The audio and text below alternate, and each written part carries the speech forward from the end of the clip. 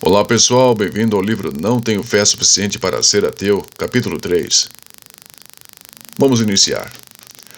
No princípio surge o universo. A ciência sem religião é aleijada. A religião sem a ciência é cega. Albert Einstein. Fatos irritantes. Bem, o ano era 1916 e Albert Einstein não estava gostando do rumo que seus cálculos estavam tomando. Se a sua teoria da relatividade geral estava correta, isto significava que o universo não é eterno, mas que teve um início. Os cálculos de Einstein realmente estavam revelando um início definido de todo o tempo, de toda a matéria e de todo o espaço. Isto atacava frontalmente sua crença de que o universo era estático e eterno. Einstein disse mais tarde que sua descoberta foi irritante. Queria que o universo fosse autoexistente, que não estivesse baseado em nenhuma causa externa. Mas o universo parecia ser um gigantesco efeito. Na verdade, Einstein desaprovou tanto as implicações da teoria da relatividade geral, uma teoria que hoje se prova precisa até a quinta casa decimal, que resolveu introduzir uma constante cosmológica, que alguns chamam, desde então, de fator disfarce, em suas equações, visando com isso mostrar que o universo era estático e evitar a ideia de um início absoluto do universo. Mas o fator disfarce de Einstein não ficou disfarçado por muito tempo. Em 1919, o cosmólogo britânico Arthur Eddington conduziu um experimento durante um eclipse solar que confirmou que a teoria da relatividade era realmente verdadeira. O universo não é estático, mas teve um começo. Tal como Einstein, Eddington não estava feliz com aquelas implicações. Mais tarde, ele escreveu: filosoficamente, a noção de um início da ordem presente da natureza me é repugnante. Eu preferiria ter encontrado um genuíno buraco. Em 1922, o matemático russo Alexander Friedman expusera oficialmente que o fator disfarce de Einstein era um erro algébrico. Por incrível que pareça, em sua tentativa de evitar a ideia do início do universo, o grande Einstein fez uma divisão por zero, o que qualquer criança em idade escolar sabe que é proibido. Enquanto isso, o astrônomo holandês William de Sitter descobriu que a teoria da relatividade exigia que o universo estivesse em expansão. Em 1927, a expansão do universo foi observada pelo astrônomo Edwin Hubble. Hubble é o mesmo que deu o nome ao famoso telescópio orbital. Olhando para o céu no telescópio de 100 polegadas do observatório de Monte Wilson, na Califórnia, Hubble descobriu um desvio para o vermelho na luz de todas as galáxias observáveis, o que significava que aquelas galáxias estavam afastando-se de nós. Em outras palavras, a teoria da relatividade confirmava-se mais uma vez. O universo parecia estar em expansão de um único ponto no passado distante. Em 1929, Einstein foi até o Monte Wilson para observar pessoalmente aquele telescópio. O que viu foi irrefutável. A evidência baseada na observação mostrou que o universo estava realmente em expansão, como havia predito a teoria da relatividade. Com sua constante, então, agora completamente esmagada pelo peso das evidências contra ela, Einstein não tinha mais como apoiar seu desejo de ver um universo eterno. Mais tarde, descreveu a constante cosmológica como o pior erro da minha vida e redirecionou seus esforços para encontrar a tampa da caixa do quebra-cabeça da vida. Einstein disse: queria saber como Deus criou o mundo. Não estou interessado neste ou naquele fenômeno, no espectro deste ou daquele elemento. Quero conhecer os pensamentos de Deus. O resto são detalhes. Apesar de Einstein ter dito que acreditava num Deus panteísta, um Deus que está no universo, seus comentários admitindo a criação e o pensamento divino estavam mais para a descrição de um Deus teísta. E por mais irritante que possa ser, sua teoria da relatividade levanta-se hoje como uma das mais fortes linhas de comprovação de um Deus teísta. O fato é que a teoria da relatividade apoia um dos mais antigos e formais argumentos para a existência de um Deus teísta: o argumento cosmológico. O argumento cosmológico, o começo do fim do ateísmo. Bem, não se impressione com o imponente nome técnico cosmológico. Vem da palavra grega cosmos e significa mundo, ou universo. Ou seja, um argumento cosmológico é o argumento do início do universo. Se o universo teve um início, então teve uma causa. Na forma lógica, o argumento apresenta-se da seguinte maneira. Número 1. Tudo que teve um começo teve uma causa. Número 2. O universo teve um começo. Número 3. O universo teve uma causa. Como mostramos no capítulo anterior, para que o argumento seja verdadeiro, ele precisa ser logicamente válido e suas premissas precisam ser verdadeiras. Este argumento é válido, mas será que as suas premissas são válidas? Vamos dar uma olhada nas premissas. A premissa número 1. Tudo o que teve um começo teve uma causa. É a lei da causalidade, que é o princípio fundamental da ciência. Sem a lei da causalidade, é impossível haver ciência. De fato, Francis Bacon, o pai da ciência moderna, disse: o verdadeiro conhecimento só é conhecimento pela causa. Em outras palavras, a ciência era a busca pelas causas. É isto que os cientistas fazem. Tentam descobrir o que causou o quê. Se existe alguma coisa que temos observado em relação ao universo, é que as coisas não acontecem sem uma causa. Quando um homem está dirigindo pela rua, outro veículo nunca aparece na frente do seu carro do nada, sem um motorista ou sem uma causa. Sabemos que muitos guardas de trânsito ouvem essa história, mas isto não é verdade. Sempre existe um motorista ou alguma outra causa por trás do aparecimento daquele carro. Nem mesmo o grande cético David Hume poderia negar a lei da causalidade. Ele escreveu: nunca fiz tão absurda proposição de que alguma coisa possa surgir sem uma causa. Bem, de fato, negar a lei da causalidade é negar a racionalidade. O próprio processo de pensamento racional exige que reunamos nossos pensamentos, ou seja, as causas, para que cheguemos às conclusões, ou seja, os efeitos. Assim, se alguém lhe disser que não acredita na lei da causalidade, simplesmente faça a seguinte pergunta a ele: o que te fez chegar a esta conclusão? Qual foi a causa? Uma vez que a lei da causalidade está bem estabelecida e é inegável, a premissa 1 se torna verdadeira. E quanto à premissa número 2, o universo teve um começo? Se não teve, então não havia necessidade de haver uma causa. Se teve, então o universo deve ter tido uma causa. Até a época de Einstein, os ateus podiam confortar-se com a crença de que o universo era eterno e, portanto, não precisava de uma causa. Mas desde então, 5 linhas de evidências científicas foram descobertas, as quais provam, sem sombra de dúvida, que o universo realmente teve um início. Aquele início foi algo que os cientistas chamam hoje de Big Bang, ou Grande Explosão. A evidência desse Big Bang pode ser facilmente lembrada pelo acrônimo SURGE. No princípio, surge o universo.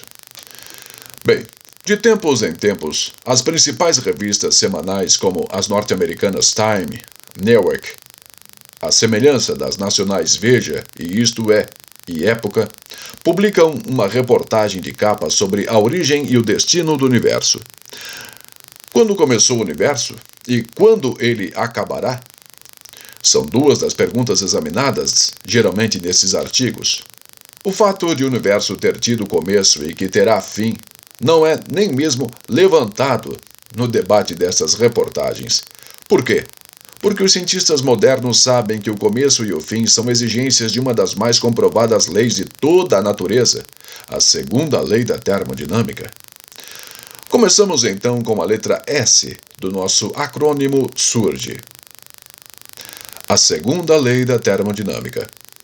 A segunda lei da termodinâmica é o S do nosso acrônimo SURGE. A termodinâmica é o estudo da matéria e da energia e, entre outras coisas, sua segunda lei afirma que o universo está ficando sem energia utilizável.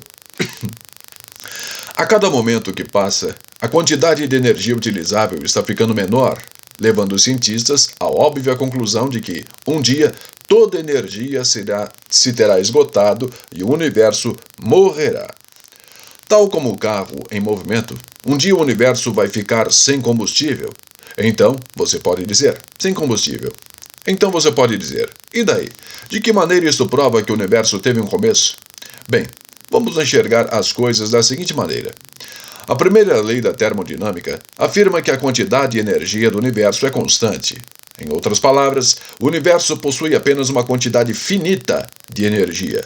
Algo muito semelhante ao fato de o seu carro ter uma quantidade finita de combustível.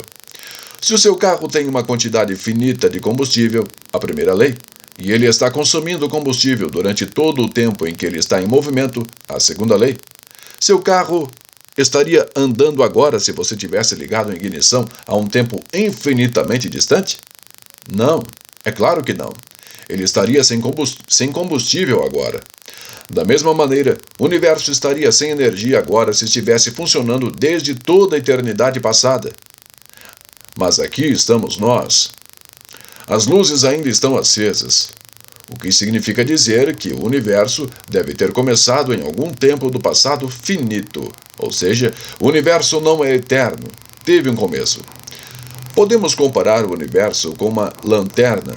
Se você deixar uma lanterna acesa durante toda a noite, qual será a intensidade da luz pela manhã? Será fraca, porque as baterias foram utilizadas até quase extinguir sua energia.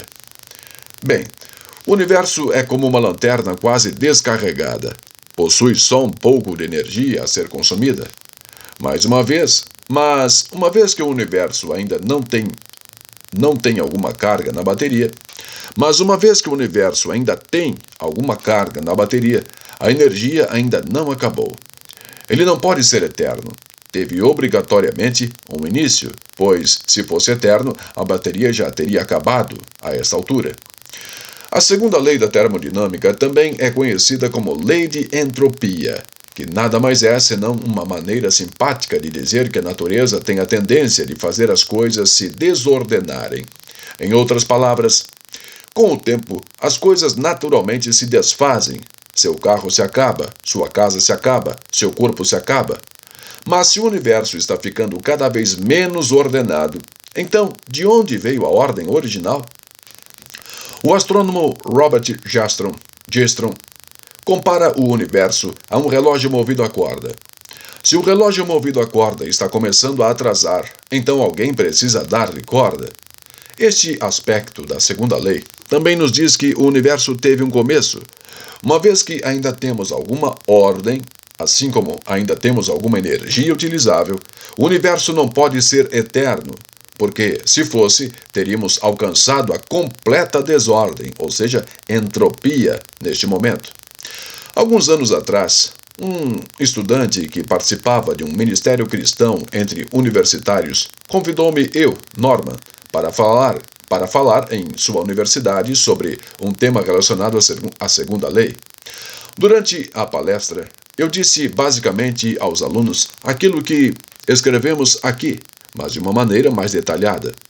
Depois da exposição, o aluno que havia me convidado pediu que eu almoçasse com ele e o seu professor de física.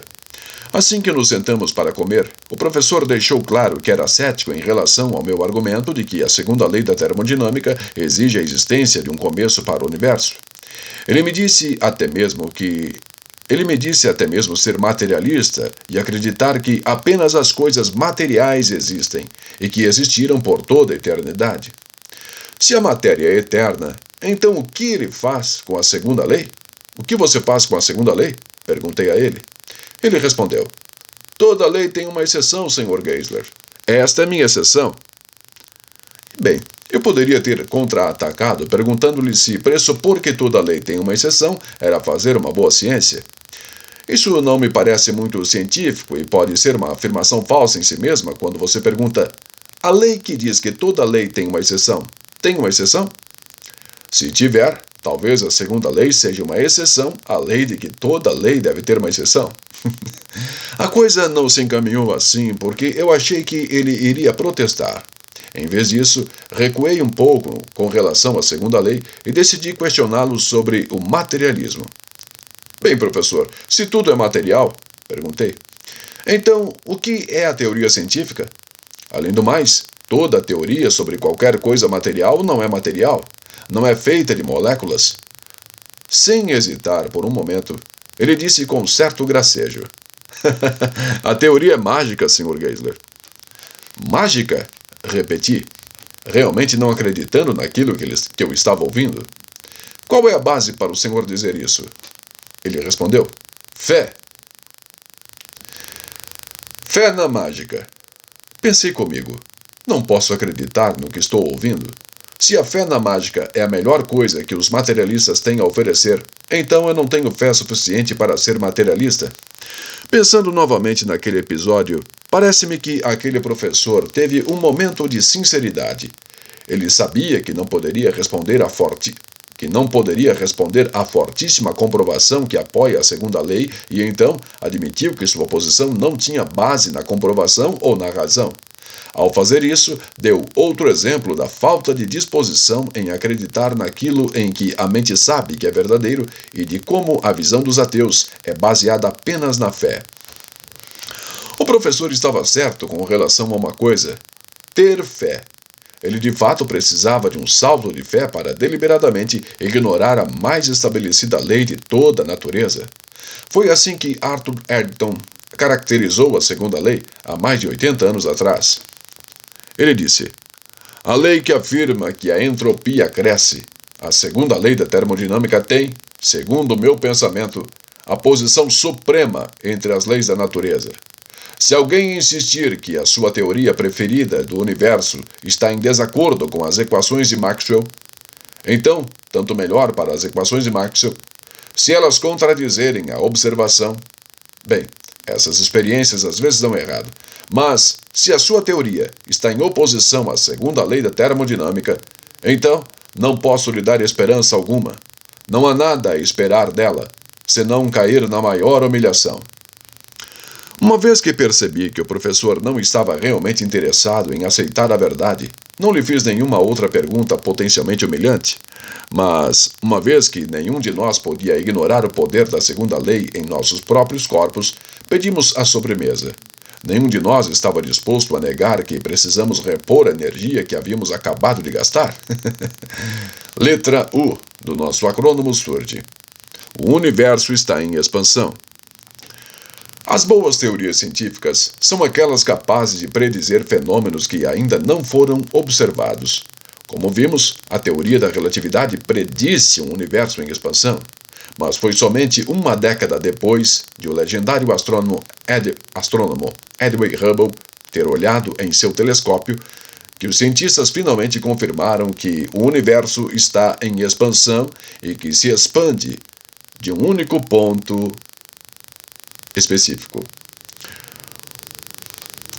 O astrônomo Vestal Melvin Speer estava muito próximo deste universo em expansão já em 1913, mas foi Hubble quem reuniu todas as partes soltas da questão no final da década de 1920.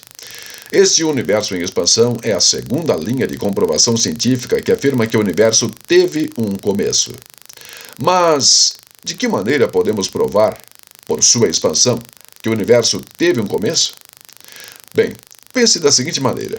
Se pudéssemos assistir a uma fita de vídeo de história do universo ao contrário, veríamos toda a matéria no universo retomando para um único ponto em específico. Esse ponto não teria o tamanho de uma bola de basquete, nem de uma bola de ping-pong, nem mesmo da cabeça de uma agulha, mas matemática e logicamente um ponto que é realmente o nada, e sem tempo, sem matéria. Em outras palavras, era uma vez um nada e então Big Bang. Havia alguma coisa. O universo passou a existir por meio de uma explosão, pessoal. Bem, é por essa razão que conhecemos este fenômeno como Big Bang, ou grande explosão. É importante compreender que o universo não está se expandindo para um lugar vazio, mas o próprio universo está em expansão. Não havia espaço antes do Big Bang. Também é importante compreender que o universo não surgiu de material pré-existente, mas sim do nada. Não havia matéria antes do Big Bang. De fato, cronologicamente, não havia antes no período anterior ao Big Bang, porque não existe antes sem tempo e não havia tempo antes do Big Bang. Tempo, espaço e matéria passaram a existir no Big Bang. Esses fatos dão muita dor de cabeça aos ateus, como aconteceu numa noite chuvosa no estado norte-americano da Geórgia, em abril de 1998. Naquela noite, eu, Frank, compareci a um debate na cidade de Atlanta sobre a questão Deus existe. William Lane Crank assumiu a posição afirmativa e Peter Atkins assumiu a posição negativa. O debate estava bastante espirituoso e, em alguns momentos, até engraçado, parcialmente devido ao moderador William Buckley. Buckley não escondia seu favoritismo pela posição de Craig, favorável à existência de Deus. Depois de apresentar Craig e suas impressionantes credenciais, Buckley apresentou Atkins da seguinte maneira: "E do lado do diabo, temos o Dr. Peter Atkins." A plateia caía na risada. Bem, um dos 5 argumentos de Craig para a existência de Deus era o argumento cosmológico, apoiado pela evidência do Big Bang que estamos discutindo aqui.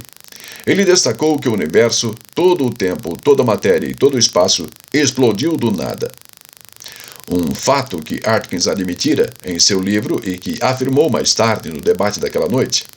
Uma vez que foi o primeiro a falar, Craig informou a plateia como Atkins tenta explicar o universo de uma perspectiva ateísta. Em seu livro A Criação Revisitada, o Dr. Atkins luta ferozmente para explicar como o universo poderia ter surgido sem ter sido provocado por nada. Mas, no final, ele se vê preso, contradizendo a si mesmo. Ele escreve: "Agora voltemos ao tempo, além do momento da criação, quando não havia tempo e onde não havia espaço. Neste tempo, antes do tempo, ele imagina um redemoinho de pontos matemáticos que se recombinavam repetidas vezes e que, finalmente, por meio de tentativa e erro, vieram a formar nosso universo de tempo, espaço e matéria." Craig continuou destacando que a posição de Atkins não é uma teoria científica, mas, na verdade, uma metafísica popular que contradiz a si mesma. É metafísica popular porque é uma explicação inventada. Não existe nenhuma comprovação científica que a apoie. É também contraditória porque trata de tempo e espaço antes de haver tempo e espaço.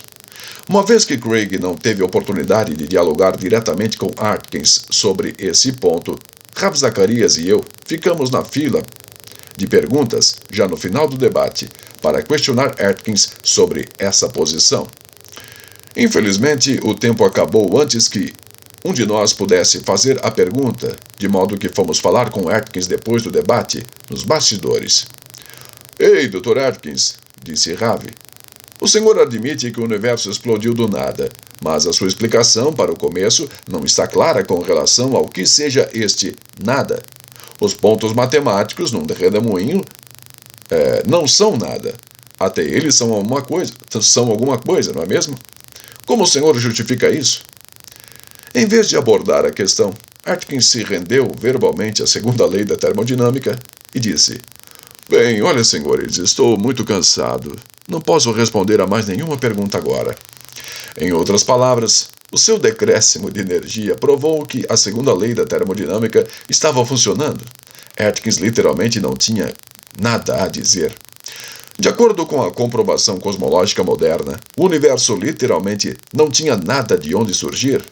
Contudo, quando foi a hora de dar uma explicação ateísta a isto, Atkins não começou realmente do nada, mas de pontos matemáticos e do tempo. Naturalmente, não se pode imaginar como meros pontos matemáticos e tempo pudessem verdadeiramente criar o universo. Todavia, ele queria impor o fato de que ateus como ele próprio precisam explicar como o universo começou de absolutamente nada. Bem, o que é nada? Aristóteles tinha uma boa definição. Ele disse que nada é aquilo com que as pedras sonham.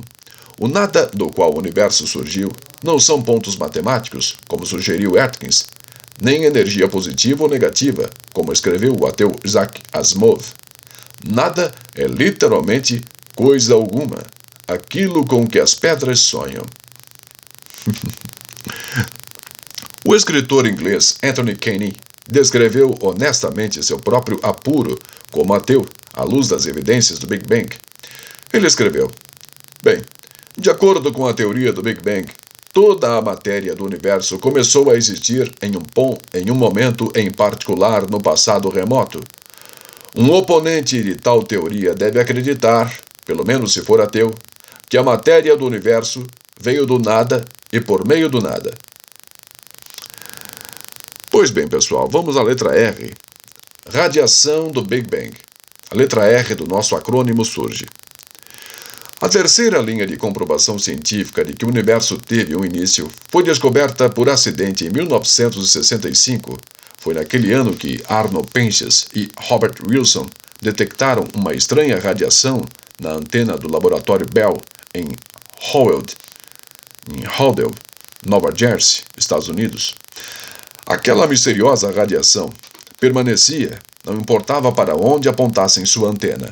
Inicialmente achavam que poderia ser o resultado de dejetos de pombos depositados na antena, muito comuns na costa de Nova Jersey, de modo que limparam a antena e retornaram os pombos. Mas quando voltaram para dentro, removeram os pombos. Mas quando voltaram para dentro, descobriram que a radiação ainda estava lá e que vinha de todas as direções. Aquilo que Penzias e Wilson tinham detectado transformou-se numa das mais incríveis descobertas do século passado, uma que chegou a ganhar o prêmio Nobel.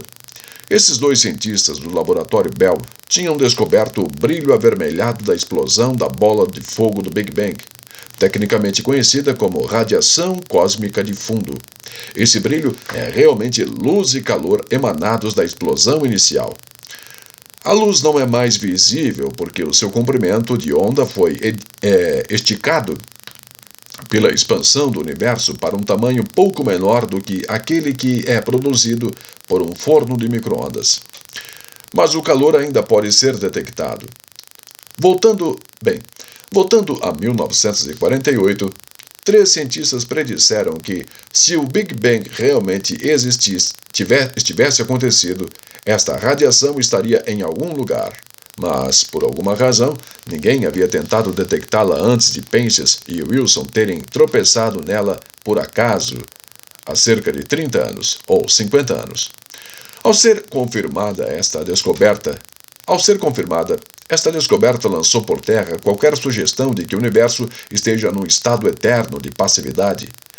O astrônomo agnóstico Robert Jastrom expõe a questão da seguinte maneira: não se encontrou nenhuma outra explicação para a radiação que não fosse o Big Bang. O argumento decisivo, capaz de convencer o mais cético dos cientistas, é que a radiação descoberta por Penzias e Wilson tem exatamente o padrão de comprimento de onda esperado para a luz e o calor produzidos numa grande explosão. Aqueles que apoiam uma teoria de um estado estático tentaram desesperadamente encontrar uma explicação alternativa, mas fracassaram. Neste momento, a teoria do Big Bang não tem concorrentes. Com efeito, a descoberta da radiação da bola de fogo queimou qualquer esperança da existência do estado estático, mas esse não foi o fim das descobertas. Mais evidências do Big Bang surgiram. De fato, se a cosmologia fosse um jogo de futebol americano, aqueles que acreditam no Big Bang estariam sendo convidados a pular para cima. Com esta próxima descoberta. Seguindo, letra G do nosso acrônimo surge. Sementes de grandes galáxias. Depois de descobrirem o anunciado universo em expansão e o brilho posterior de sua radiação, os cientistas voltaram a atenção para outra previsão que confirmaria o Big Bang. Se o Big Bang realmente aconteceu, Os cientistas acreditavam que deveriam ver pequenas oscilações ou ondulações na temperatura da radiação cósmica de fundo que Penzias e Wilson tinham descoberto. Estas ondulações de temperatura permitiriam que a matéria se reunisse em galáxias por meio da atração gravitacional. Se isso fosse descoberto, eles aceitariam a quarta linha de comprovação científica de que o universo teve um início. Em 1989, foi intensificada a busca por essas ondulações. Quando a NASA lançou um satélite de $200 milhões chamado COBE, explorador de fundo cósmico. Levando equipamentos extremamente sensíveis, o COBE foi capaz de ver se essas oscilações realmente existiam na radiação de fundo e quão precisas elas eram. Quando George Smoot, o líder do projeto, anunciou as descobertas do COBE em 1992, sua chocante comprovação foi citada em jornais do mundo inteiro. Ele disse: "Se você é religioso, então é como estar olhando para Deus." Michael Turner, astrofísico da Universidade de Chicago, não foi menos enfático, afirmando que a evidência desta descoberta não pode ser desprezada. Eles encontraram o santo grau da cosmologia. Stephen Hawking também concordou, chamando as descobertas de as mais importantes descobertas do século, senão a de todos os tempos. O que fez o satélite COBE receber elogios tão grandiosos? O satélite não apenas descobriu as oscilações, mas os cientistas ficaram maravilhados diante da sua precisão. As oscilações mostraram que a explosão e a expansão do universo foram precisamente calculadas de modo não apenas a fazer a matéria se reunir em galáxias, mas também a ponto de não fazer o próprio universo desmoronar sobre si mesmo. Qualquer pequena variação para um lado ou para o outro, e nenhum de nós estaria aqui para contar a história. O fato é que as oscilações são tão exatas, com uma precisão de 1 sobre 100 mil, que Smoot as chamou de marcas mecânicas da criação do universo e impressões digitais do Criador. Mas estas oscilações de temperatura não são apenas pontos em um gráfico de um simples cientista. O COBE conseguiu tirar fotografias das oscilações com infravermelho. É preciso ter em mente que as observações espaciais são, na verdade, observações do passado, devido ao tempo que a luz leva para chegar até nós. Desse modo, os retratos desse satélite são retratos do passado, ou seja, as imagens em infravermelho tiradas pelo COBE apontam para uma existência da matéria a existência de matéria do início do universo que viria a se juntar em galáxias e conjuntos de galáxias. Smoot chamou esta matéria de sementes das galáxias como elas existem hoje. Essas imagens podem ser vistas pela internet no site do COBE.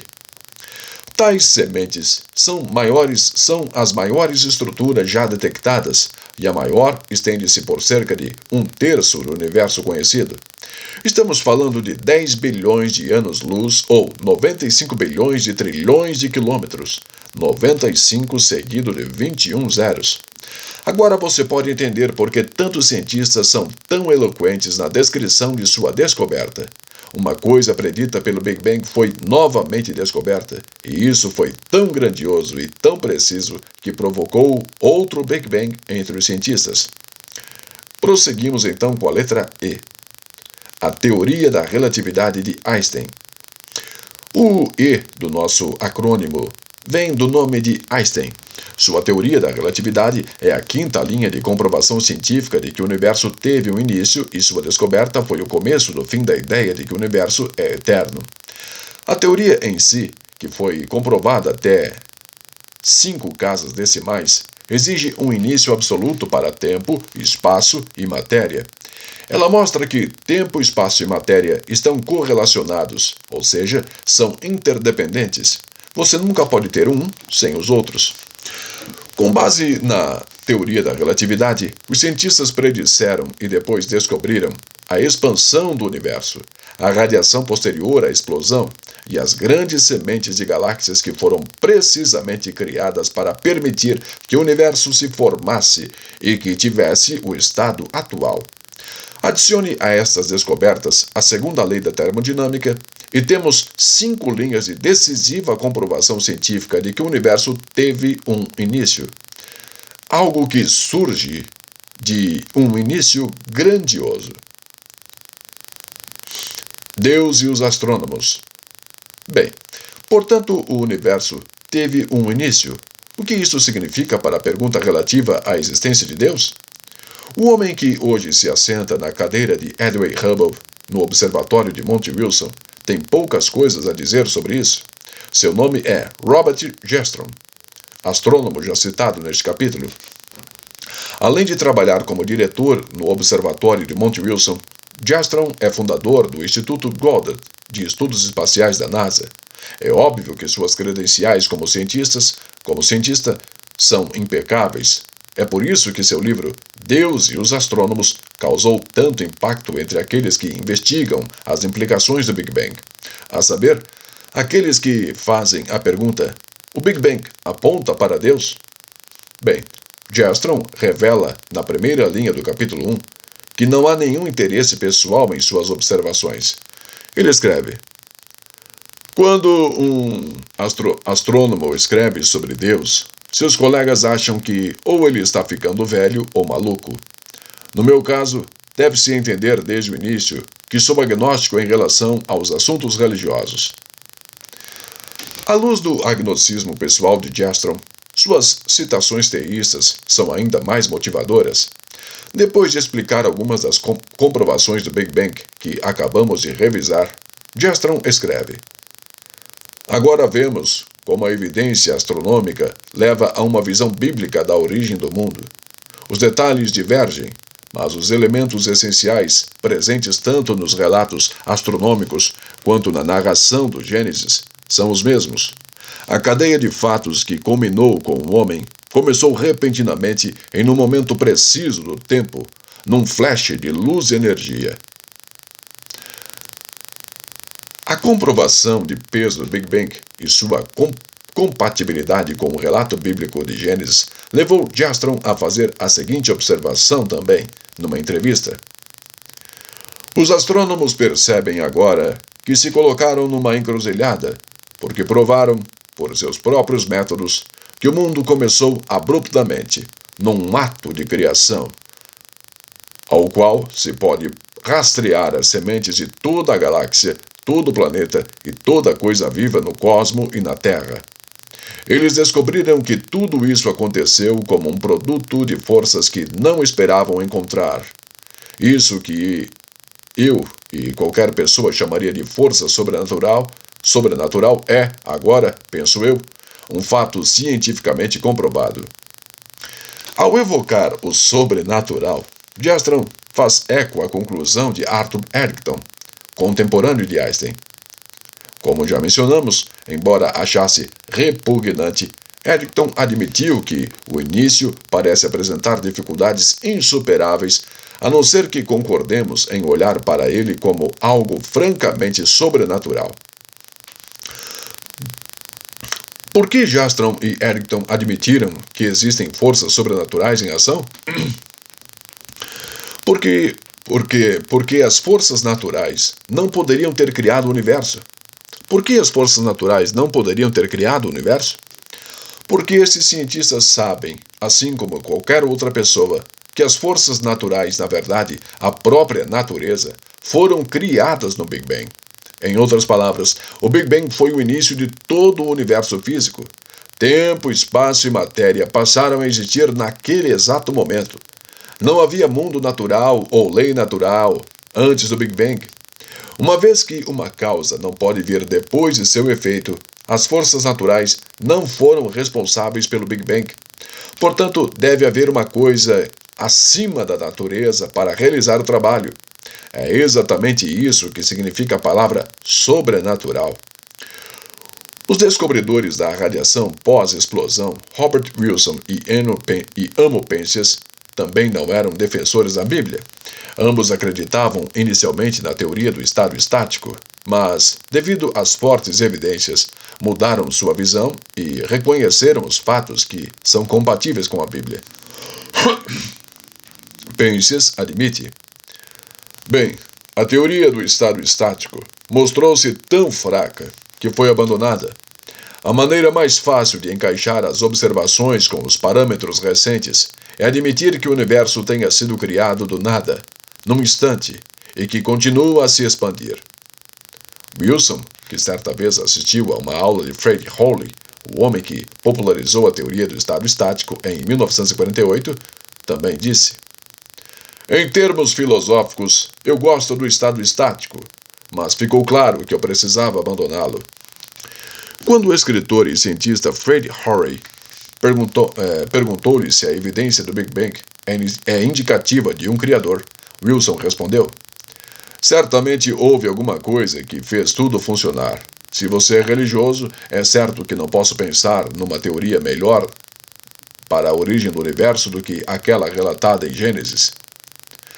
George Smoot concordou com a avaliação de Wilson. Ele disse: "Não há dúvida de que existe um paralelo entre o Big Bang, como um fato, e a posição cristã da criação, com base no nada."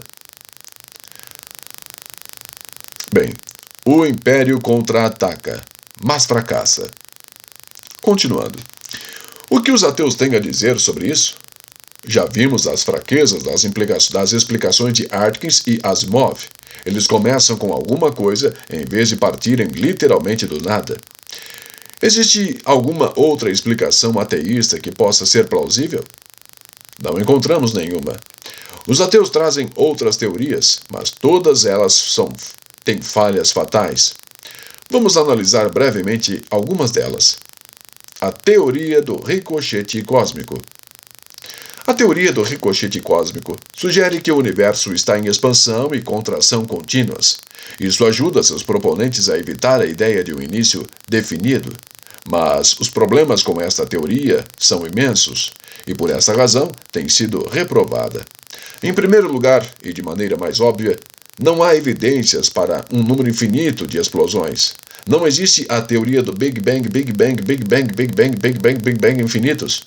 O que se vê é que o universo explodiu uma vez do nada, e não repetidas vezes da matéria existente. Em segundo lugar, não existe matéria suficiente no universo para colocar tudo junto de novo. O universo parece equilibrado para continuar expandindo-se indefinidamente.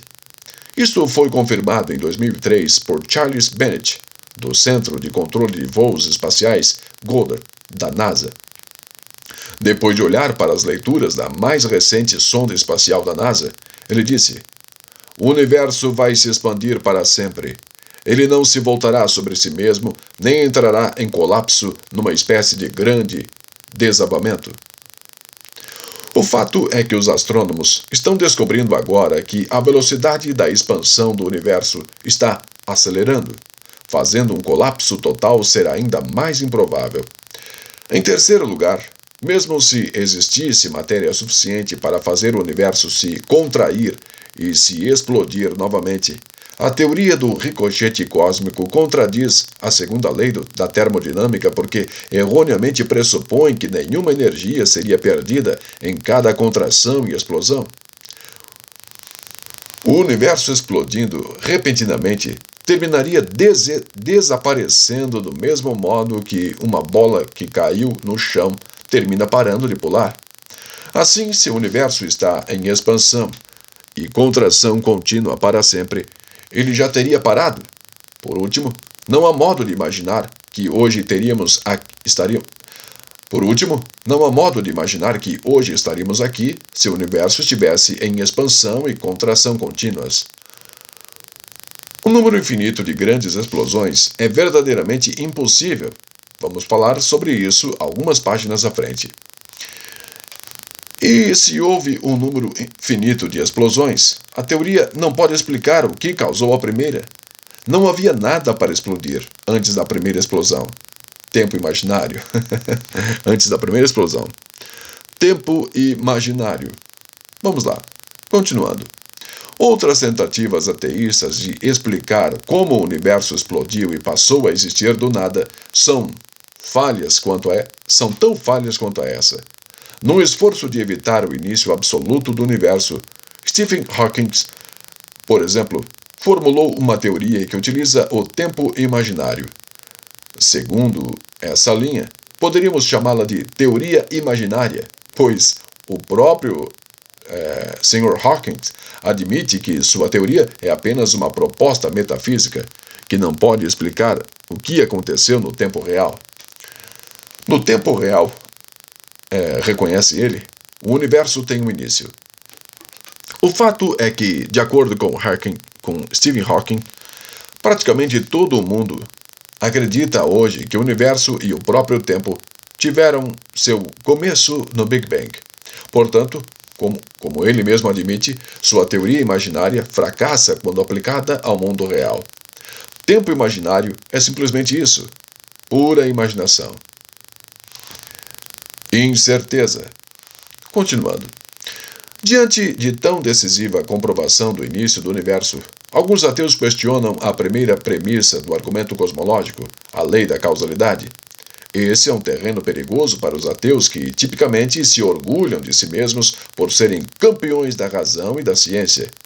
Como já destacamos, a lei da causalidade é o fundamento de toda a ciência. A ciência está à procura das causas. Se você destrói a lei da causalidade, então está destruindo a própria ciência. Os ateus tentam lançar dúvidas acerca da lei da causalidade citando a física quântica, especificamente o princípio da incerteza de Heisenberg. Esse princípio descreve a nossa incapacidade de simultaneamente predizer a posição e a velocidade de partículas subatômicas e elétrons. A contenda dos ateus é a seguinte: se a causalidade no reino subatômico não é necessária, então talvez a causalidade também não seja necessária no universo. Felizmente, para a ciência, essa tentativa dos ateus fracassa. Por quê? Porque ela confunde causalidade com previsibilidade. O princípio de incerteza de Heisenberg não prova que o movimento dos elétrons não tem uma causa. Apenas descreve a nossa incapacidade de predizer sua posição e velocidade em determinado momento. Os elétrons têm uma causa, mas nós não conseguimos enxergar. O simples fato de não podermos predizer alguma coisa não significa que ela não tenha uma causa. De fato, os teóricos quânticos reconhecem que é possível que não sejamos capazes de predizer simultaneamente a velocidade e a posição dos elétrons, porque as nossas próprias tentativas de observá-los são a causa de seu movimento imprevisível. Agindo de maneira semelhante a um apicultor que coloca sua cabeça na colmeia, devemos atiçar as abelhas para poder observá-las. Consequentemente, a perturbação pode ser o fato de um cientista estar vendo seus próprios cílios, não os seus próprios cílios no microscópio.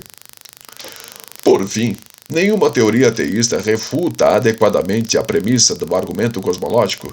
O universo teve um início e, portanto, precisa de uma causa. A religião e a ciência. Vamos lá. Então, por que todos os cientistas simplesmente não aceitam esta conclusão, em vez de tentarem evitar os fatos e suas implicações por meio de explicações exageradas e implausíveis? Os comentários de Gerstrom são úteis mais uma vez. Lembre-se, Gerstrom é agnóstico. Ele faz a seguinte observação: os teólogos geralmente ficam alegres com a comprovação de que o universo teve um começo, mas os astrônomos ficam curiosamente perturbados. Suas reações dão uma interessante demonstração da resposta da mente científica, supostamente algo bastante objetivo. Mas, quando as provas reveladas pela ciência levam a um conflito com os artigos da fé que professamos, resulta que os cientistas comportam-se como o resto de nós, quando nossas crenças estão em conflito com as provas. Ficamos irritados, fingimos que o conflito não existe, ou, pior, o descrevemos por meio de frases sem sentido. As frases que vimos Atkins e Asimov usar para explicar o começo do universo, pontos matemáticos de energia positiva e negativa, especificamente, certamente, parecem sem sentido para nós. A verdade é que essas frases não explicam nada. Com relação aos sentimentos irritantes que Einstein fala sobre a teoria da relatividade e a expansão do universo, Gerstrom escreve: essa é uma linguagem curiosamente emocional para uma discussão sobre algumas fórmulas matemáticas. Suponho que a ideia de um início do tempo perturbou Einstein por causa de suas implicações teológicas. Bem, todo mundo sabe que os teístas têm crenças teológicas, mas o que normalmente se despreza é que os cientistas ateus e panteístas também têm crenças teológicas.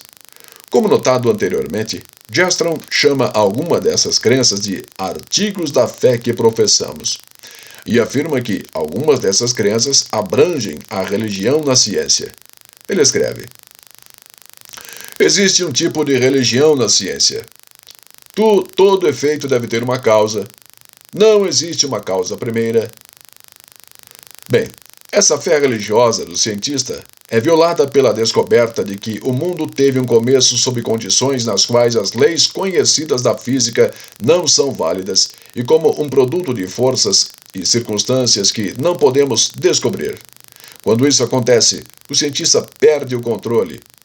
Se realmente examinou as implicações, ele vai ficar traumatizado. Como normalmente acontece quando nos vemos diante de um trauma, a mente reage ignorando as implicações. Na ciência, isso é conhecido como recusa à especulação, ou trivializam a origem do mundo chamando-a de Big Bang, como se o universo fosse um tipo de fogos de artifício. Bem, a verdade é que, traumatizados ou não, os cientistas precisam lidar com as implicações da evidência do Big Bang. Podem não gostar das evidências de suas implicações, mas isso não vai mudar os fatos. Uma vez que a evidência mostra que tempo, espaço e matéria foram criados no Big Bang, a mais provável conclusão científica é que o universo foi causado por alguma coisa externa ao tempo, ao espaço e à matéria. E a causa deve ser eterna. Quando os cientistas deparam-se com essas conclusões e as descrevem como frases sem sentido ou recusa à especulação, parece que eles estão simplesmente se recusando a aceitar os fatos e as mais razoáveis conclusões que surgem deles. E isso é uma questão de vontade e não de mente. A comprovação é objetiva. Os cientistas é que não são. Bem, e se a teoria do Big Bang estiver errada? Bem, até aqui, temos sólidas comprovações científicas do nosso acrônimo SURGE para o fato de que o universo teve um início. Mas suponha que os cientistas acordem um dia e descubram que todos os seus cálculos estavam errados, que não houve um Big Bang. Dados a grande abrangência das evidências e a capacidade da teoria de predizer adequadamente um fenômeno observável, um total abandono da teoria do Big Bang seria extremamente improvável. Isso é admitido até mesmo pelos ateus. Victor Stige, físico que leciona na Universidade do Havaí, escreveu certa vez que o universo explodiu do nada. Stinger reconheceu recentemente que a teoria do Big Bang parece mais provável do que nunca. Devemos deixar em aberto a possibilidade de que o Big Bang possa estar errado, disse ele. Mas, a cada ano que passa, tendo cada vez mais informações astronômicas, tudo fica cada vez mais e mais compatível com o quadro geral de um Big Bang. O fato é que, em 2003, surgiram mais provas de que o Big Bang está correto. O satélite da NASA chamado WMAP, sonda anisotrópica de micro-ondas de Wilson, confirmou descobertas do seu antecessor, o COBE, e trouxe fotos 35 vezes mais nítidas da radiação de fundo do que aquelas tiradas pelo satélite COBE. De fato, as observações espaciais estão se tornando apoios tão decisivos à visão mundial teísta que George Will fez a seguinte reflexão: em breve, a União Americana da Liberdade Civil, ou a PUPL, American Way, ou ainda alguma outra facção similar, vão processar a NASA, acusando o telescópio espacial Hubble de incondicionalmente apoiar as pessoas com tendências religiosas. Todavia, vamos fazer o papel do advogado do cético por um segundo.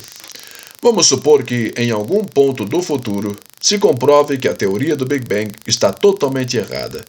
Isso significaria que o universo é eterno? Não, por um grande número de razões. Em primeiro lugar, a segunda lei da termodinâmica, o S do nosso acrônimo, apoia o Big Bang, mas não depende dele. O fato de o universo estar ficando sem energia utilizável e caminhando para o caos é indiscutível. De acordo com as palavras de Eddington, a segunda lei tem a posição suprema entre as leis da natureza. Ela é verdadeira mesmo se o Big Bang não for. Em segundo lugar, o mesmo pode ser dito com relação à teoria da relatividade de Einstein, o E do nosso acrônimo. Essa teoria, verificada pela observação, exige um início de espaço, da matéria e do tempo, tendo começado ou não com uma grande explosão. Em terceiro lugar, também existe comprovação científica da geologia de que o universo teve um começo. Como muitos de nós aprendemos nas aulas de química, elementos radioativos deterioram-se e transformam-se em outros elementos com o passar do tempo. O urânio radioativo, por exemplo, acaba se transformando em chumbo. Isto significa que, se todos os átomos de urânio fossem infinitamente antigos, todos eles seriam chumbo hoje. Mas não são. Assim, a Terra não pode ser infinitamente antiga. Por fim, existe uma linha filosófica de comprovação para o início do universo. Esta linha é tão racionalmente precisa que alguns a consideram como o maior argumento de todos. Ela é chamada de argumento cosmológico Kalam, palavra árabe que quer dizer eterno, e é mais ou menos assim. Número 1. O número infinito de dias não tem fim. Número 2. Mas hoje é o dia final da história, a história como uma coleção de todos os dias. Número 3. Portanto, não houve um número infinito de dias antes de hoje, e o tempo teve um início. Para entender este argumento, imagine uma linha de tempo marcada em segmentos de dias. Para um lado esquerdo, a linha fica para o passado. Voltando ao texto. Para entender este argumento, imagine uma linha de tempo marcada em segmentos de dias. Para um lado esquerdo, a linha fica o passado. Do centro para a direita, a linha fica para o futuro.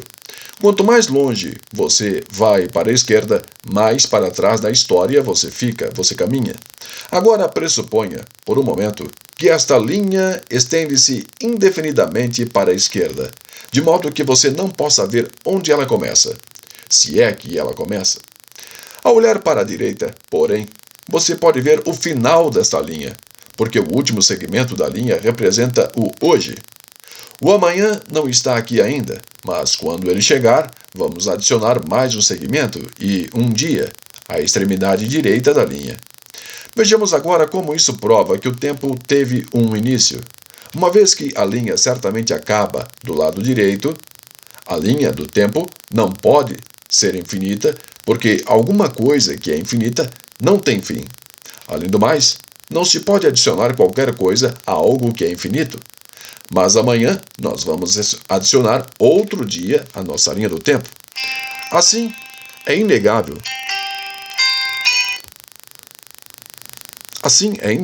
que nossa linha do tempo é finita. Vamos considerar este argumento de um ângulo diferente. Se tivesse havido um número infinito de dias antes de hoje, então hoje nunca teria chegado. Mas estamos aqui. Portanto, deve ter havido apenas um número finito de dias antes de hoje. Em outras palavras, embora não sejamos capazes de ver onde começa a linha do tempo ao olharmos para o lado esquerdo, sabemos que ela teve um começo em algum ponto, porque somente uma quantidade finita de tempo poderia se passar para que hoje chegasse. Você não pode atravessar um número infinito de dias. esse tempo necessariamente teve um início. Alguns podem dizer que se existem números infinitos, então por que não pode haver dias infinitos? Porque existe uma grande diferença, gigantesca, entre uma série infinita abstrata e uma série infinita concreta. Uma é puramente teórica e a outra é verdadeira. Matematicamente, podemos conceber um número infinito de dias, mas na realidade não podemos jamais contar ou viver um número infinito de dias.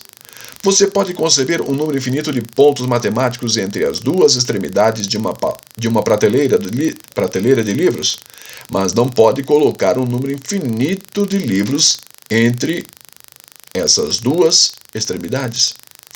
Esta é a diferença entre concreto e abstrato. Os números são abstratos, os dias são concretos. A propósito, isso amplia nossa resposta acima sobre o fato de não ser possível termos um número infinito de explosões na história cosmológica do universo. É impossível existir um número infinito de eventos reais. O que estamos dizendo aqui é que o universo teve um início, quer tenha existido um Big Bang, quer não. Ou seja, o argumento cosmológico é verdadeiro porque ambas as suas premissas são verdadeiras. Tudo o que passa a existir tem uma causa, e o universo veio a existir. Portanto, o universo teve um início, e ele deve ter tido um iniciador. Quem criou Deus? Bem, à luz de todas as comprovações para o início do universo, espaço e tempo, o iniciador deve estar fora do universo, espaço e tempo.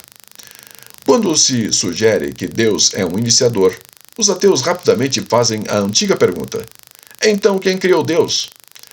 Se tudo precisa de uma causa, então Deus também precisa de uma causa. Bem, como já vimos, a lei da causalidade é o fundamento da ciência. A ciência é a busca pelas causas, e essa busca é baseada em nossas observações coerentes e uniformes de que tudo o que tem um começo, teve uma causa. O fato é que a pergunta "quem criou Deus?" destaca com que seriedade levamos a lei da causalidade. Toma-se como certo que praticamente tudo precisa de uma causa. Então, por que Deus não precisa de uma causa? Porque a posição dos ateus não compreende a lei da causalidade. A lei da causalidade não diz que tudo precisa de uma causa. Ela diz que tudo o que vem a existir precisa de uma causa. Deus não veio a existir. Ninguém fez Deus. Ele não é feito. Como ser eterno, Deus não tem um começo, e assim, ele não precisou de uma causa. Mas espere um pouco. Vão protestar os ateus. Se você pode ter um Deus eterno, então eu posso ter um universo eterno, certo? Além do mais, se o universo é eterno, então ele não teve uma causa. Sim, é logicamente possível que o universo seja eterno e que, portanto, não tenha tido uma causa. De fato, só existem duas possibilidades. Ou o universo é eterno, ou alguma coisa fora do universo é eterna.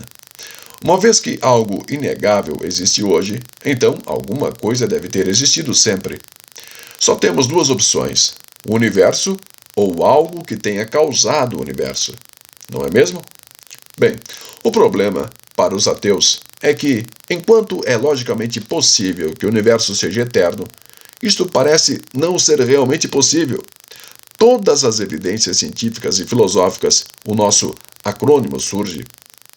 A diminuição da radioatividade, o argumento cosmológico Kalam e outros argumentos nos dizem que o universo não pode ser eterno.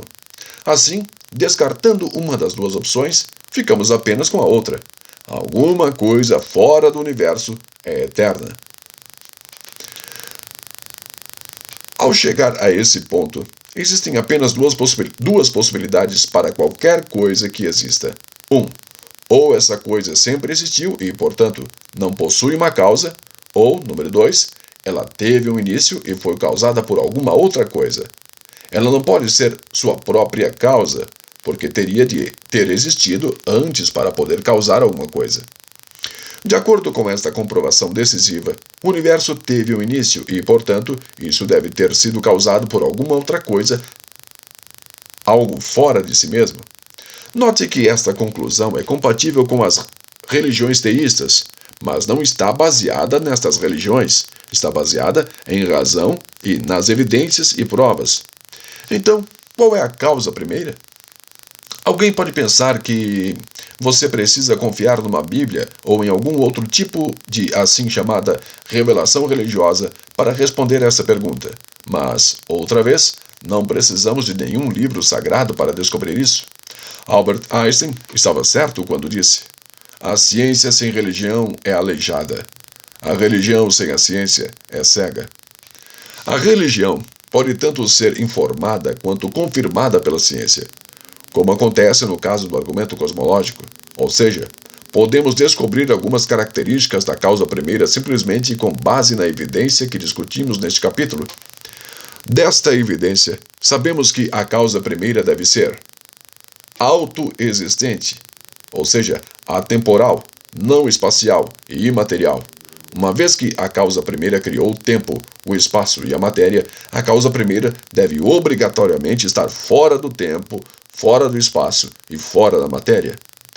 Em outras palavras, não tem limites ou é infinita. Inimaginavelmente poderosa para criar todo o universo do nada. Supremamente inteligente para planejar o universo com precisão tão incrível. Veremos mais sobre isso no capítulo seguinte. Esta causa também deve ser pessoal, com o objetivo de optar por converter um estado de nulidade em um universo tempo, espaço e matéria. Uma força impessoal não tem capacidade de tomar decisões. Estas características da causa primeira são exatamente as características teístas atribuídas a Deus. Mais uma vez, essas características não são baseadas na religião ou em experiências subjetivas de alguém. Foram tiradas da comprovação científica que acabamos de analisar e nos ajudam a ver uma seção importantíssima da tampa da caixa do quebra-cabeça que chamamos de vida. Conclusão. Se Deus não existe, então por que existe alguma coisa além do nada? Bem, alguns anos atrás, eu, Norman Geisler, debati com um ateu na Universidade de Miami sobre a pergunta Deus existe. Depois de eu ter apresentado muitas das comprovações que vimos aqui, tive a oportunidade de fazer algumas perguntas ao meu oponente. Disse-lhe o seguinte: Senhor, tenho alguma pergunta a lhe fazer. Primeira, se Deus não existe, então por que existe alguma coisa além do nada? Continuei fazendo outras perguntas, achando que ele iria responder na sequência. É preciso dizer que, normalmente, ao debater com alguém, se tem como alvo persuadir a plateia. Você não fica esperando que o seu oponente admita que está errado. Ele investiu muito naquela posição e a maioria dos debatedores tem um ego grande demais para admitir um erro. Mas foi diferente com aquele homem. Surpreendeu-me quando ele disse: Bem, em relação à primeira pergunta, é realmente uma boa questão. Na verdade, é uma ótima questão. Sem nenhum outro comentário, ele prosseguiu e respondeu à minha segunda pergunta. Depois de ouvir a comprovação da existência de Deus, aquele debatedor foi levado a questionar suas próprias crenças. Ele chegou até mesmo a comparecer a uma reunião posterior e expressou que tinha dúvidas sobre o seu ateísmo. Sua fé no ateísmo estava desaparecendo. De verdade. Se não existe Deus, então por que existe algo diferente do nada? É uma pergunta que todos nós temos de responder. À luz das evidências, somos deixados apenas com duas opções. Ou ninguém criou alguma coisa do nada, ou alguém criou alguma coisa do nada. Que visão é mais plausível? Nada criou alguma coisa? Não. Até mesmo Julie Edwards sabia da resposta quando cantou: Nada vem do nada. Nada poderia ser assim. Se você não consegue acreditar que nada fez alguma coisa, então não tem fé suficiente para ser ateu. A ideia mais plausível é Deus. Robert Jastrow sugeriu isso quando terminou seu livro Deus e os Astrônomos, com a clássica afirmação: Para o cientista, que tem vivido pela fé no poder da razão, a história termina como um sonho ruim. Ele escalou as montanhas da ignorância, está prestes a conquistar o pico mais elevado, e quando se lança sobre a última rocha, é saudado por um grupo de teólogos que estão sentados ali há vários séculos.